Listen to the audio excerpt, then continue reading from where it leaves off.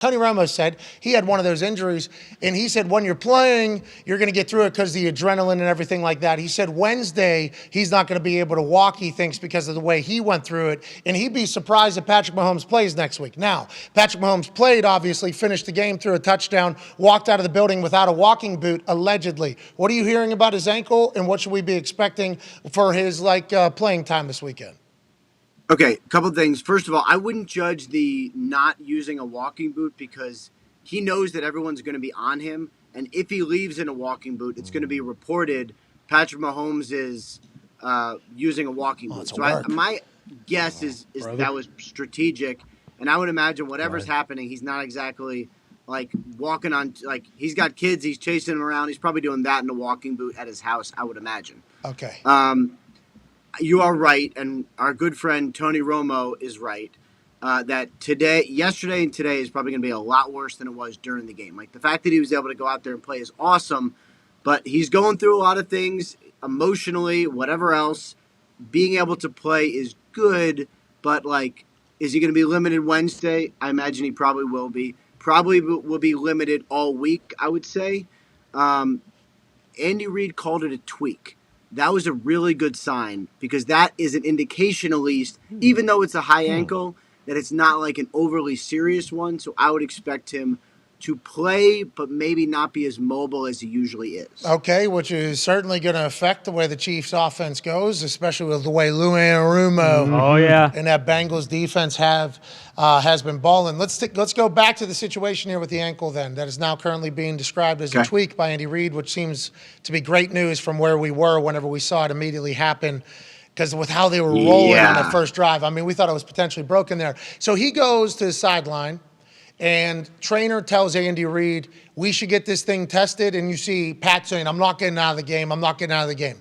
So then they talk him into getting it tested. He ran right to the test on that ankle. That was great. We saw him running to a test on his ankle on whether or not he should be playing football. So then he gets an x-ray. Then he's standing on the sideline with a jacket on. Is the reason why he's standing there because they're awaiting the exam or the readings back? And how long does that normally take? And then as soon as they get that back, he's back in the game because him watching Henne was interesting to me. Now, Henne was a dog. Oh, yeah. Let's not do that. But him watching Henne was just weird to me. How'd that all play out from your understanding? The Henne situation was amazing to me, first of all, because I think they just didn't want to take him out of a drive.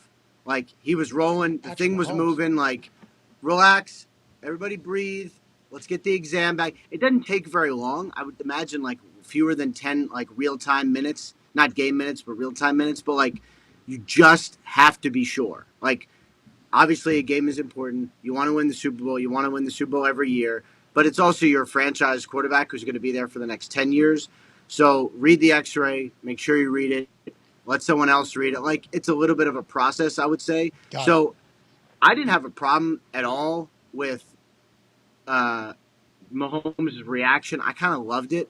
Because he was like, if no one talks to me and we don't get it tested, then it definitely can't be broken because the x-rays won't say it's broken because I wouldn't have gotten the x-rays. I kind of like that part of it. But I think once they were clear, there was like, you can go, and he was like, I can go. And was there anybody that didn't like it? Hold on, you just said, I kind of like it. Was there anybody that didn't like I saw when Pat was like, no, I loved it. Yeah. I was a mess. I didn't know there was people that didn't. You're saying people didn't like that? No, people are like, no, not with the Chiefs. I mean, the Chiefs people like it. No, just in general. In general, there was people that the internet can be very critical of sideline activity. Like Dak screams like, let's go for two, and everyone's like analyzing and like, how could he say that? He throws interceptions. Like, people are overcritical of the sideline stuff. Meanwhile, if I'm like throwing a fit here in my office doing my job, like they're doing their job, nobody would see it. In his opening statement on Zoom, Andy Reid said that Patrick Mahomes does indeed have a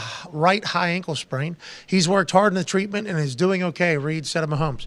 So as soon as the game ended, this guy is getting treatment on his ankle, a little stem, a little ice. Right. What else do you think? What else is going on a high ankle sprain? Compression wrap. You get a compression wrap to keep that thing. I'm sure it'll turn black and blue and go travel up your leg. Keep that thing elevated for sure. Got to keep it moving too, though. That's the problem. When that gets stiff, that's when it's really hard. Like, it's tough to move. And he rolled it inside as well, which I think hurts worse. So high is worse than low. right? Yes. Yeah, but does it mean like high on your ankle, or does it just mean high meaning how you sprain it, I guess? So I think it is there's certainly a difference between a low ankle and a high ankle. High ankle is worse than a low ankle. I don't know exactly what the difference is. High ankle was what the Bama players and a lot of guys were getting that tightrope surgery for, I thought. Yeah, because it was worse. It was significantly worse than a low ankle sprain. I feel like high ankle usually guys miss like 4 to 6 weeks, whereas like just a regular low ankle sprain guys either playing or play. It's 1 to 2 weeks. He'll play. He's definitely gonna play. He's going to come out with Matt Ryan taped ankles. Yes. A lot of Toradol. We saw Matt more than Toradol, I assume. Trev, what did you think of Pat when he went down with his ankle and he's over there on the sidelines arguing with Andy Reid and the trainers and everything, and then you see him run in, all of this stuff. What was your initial thoughts? Did you think he was out for the game? The way he was still on the sideline, I had a feeling that he was going to try and get back in the game. I mean, usually if a guy goes into the locker room or goes off the field for an injury, you don't see him come back out onto the field unless he's going to try and get back out. You know what I mean? Get back in the game. Yeah. So there was always kind of that sitting over the top of my head thinking that he was going to get back in, but it's just a mentality you have to have no matter who it is. I've unfortunately been a part of, when Pat goes off the field, when Tyreek has been off the field, you know what I mean? Very impactful players leave the game because of injury. You have to have the next man in mentality, man. And it is what it is. No matter how great that player is leaving, the next guy's got to be able to step in and provide, success for us, man. Just be able to go in there and ball, man. And that's sure enough, that's what Chad did, baby. Yeah, and I think Chad was a great representative of like your entire program over there, because I feel like you're a very details-oriented crew, right? I mean, a lot of personalities, a lot of success, obviously a lot of highlights and showtime and everything like that in prime time. I feel like you guys are one of the most like details-oriented crew over there.